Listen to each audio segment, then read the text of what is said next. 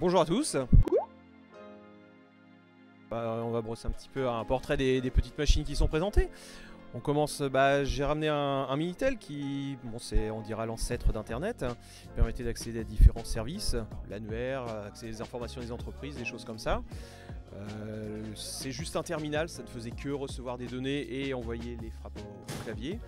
Les services ont été clôturés en 2012, donc il y a 10 ans.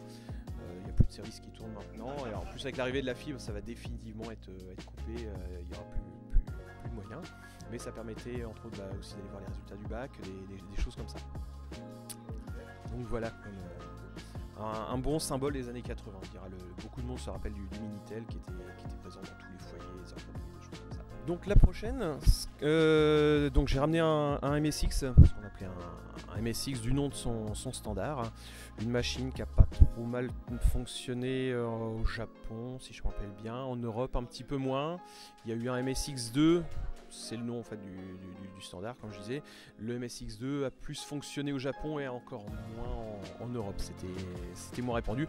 C'est un peu un hybride entre un micro et une console. On pouvait directement mettre cartouche de jeu directement dans un des emplacements.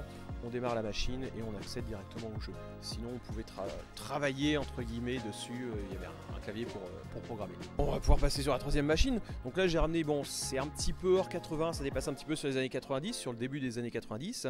Donc un Amiga 600, une machine assez mythique je dirais, avec une bibliothèque de jeux très conséquente, plusieurs milliers de jeux si je me rappelle bien. Des titres très connus, on a là actuellement Shadow of the Beast qui est lancé. Une machine avec des capacités vraiment très bonnes, aussi bien graphiques que sonores, donc avec beaucoup de possibilités d'évolution. Donc là, en l'occurrence, j'ai rajouté ce qu'on appelle un petit lecteur Gotek sur le côté qui me permet d'avoir un port USB, et sur la clé USB j'ai les images de disquettes qui sont stockées de manière à pouvoir y accéder plus facilement. C'est plus facile que changer les disquettes l'une après l'autre et puis en transporter un gros paquet. Donc pour le suivant, c'était plutôt une machine professionnelle, un Epson PX8. Donc vraiment une petite machine avec l'ensemble appartenait à un commercial.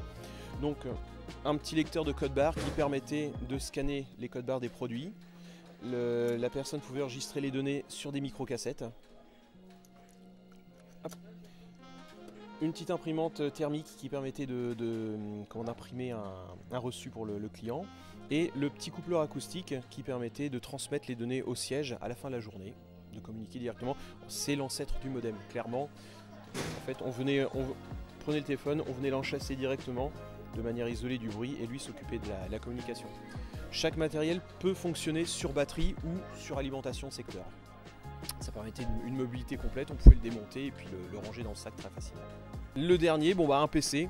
Dans celui-ci, il y a une vraie carte IBM, donc il est de 86. Bon là c'est vraiment de la machine, on dira professionnelle.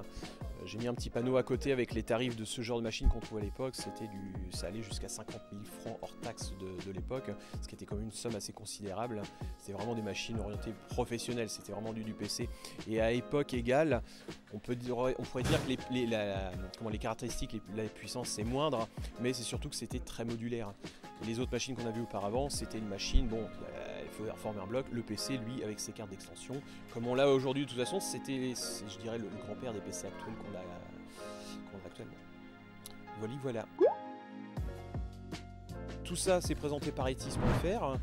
On fait pas que du micro-rétro, on fait beaucoup de choses sur les années 80, tout ce qui concerne les années 80 en fait, on recherche beaucoup d'objets d'époque, tout ce qui peut être original, on fait pas avec des imitations ou des reproductions, c'est vraiment que de l'original. On peut présenter des stands entiers avec une pièce dédiée, une salle d'école, un camping, des choses comme ça. C'est moi qui vous remercie, salut